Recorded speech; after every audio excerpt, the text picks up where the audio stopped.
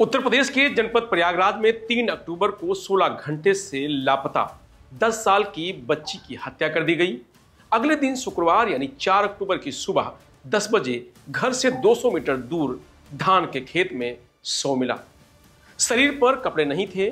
गांव वालों ने रेप के बाद हत्या की आशंका जताई थी, जिसकी पुष्टि पोस्टमार्टम रिपोर्ट में भी हुई है। फोरेंसिक टीम ने घटनास्थल से तमाम सबूत जुटाए। पुलिस ने सीसीटीवी देखे मगर कोई संदिग्ध व्यक्ति नहीं दिखा।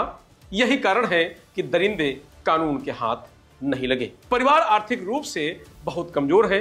प्रधानमंत्री आवास योजना से बने कमरे में उनकी दुनिया बसी हुई है। पिता के कूल्हे की हड्डी टूटी है, ऑपरेशन हो चुका है मगर अभी तक बिस्तर से उठ नहीं पाते हैं। हर दिन इंजेक्शन लगते हैं।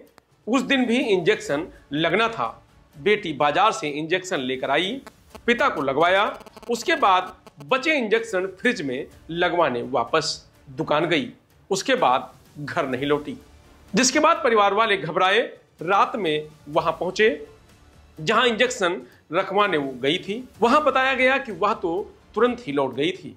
बाद में परिवार समझ गया कि कुछ तो अनहोनी हुई है। इसके बाद मासूम की खोज की गई तो सुबह घर से कुछ दूर धान के खेत में मिली।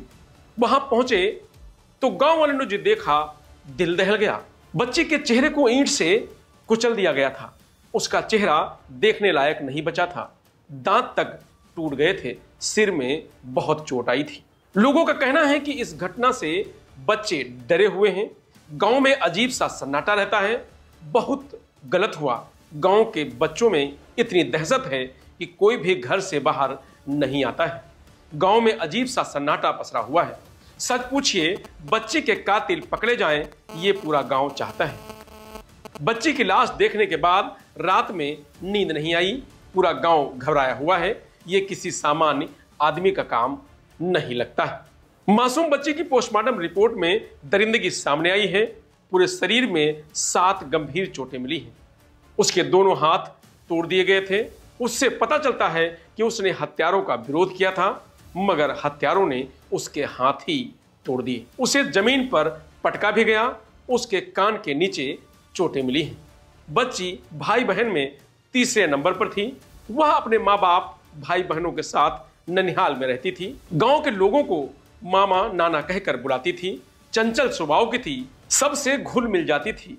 दरअसल उस बेटी के पिता सिलबट्टे का काम करते थे, लेकिन वह एक्सीडेंट के बाद से बिस्तर पर ही पड़े हैं। डीसीपी गंगानगर कुलदीप गुड़ावत की माने तो इस केस में 100 से ज्यादा लोगों के नंबर सर्विलांस पर रखे गए हैं।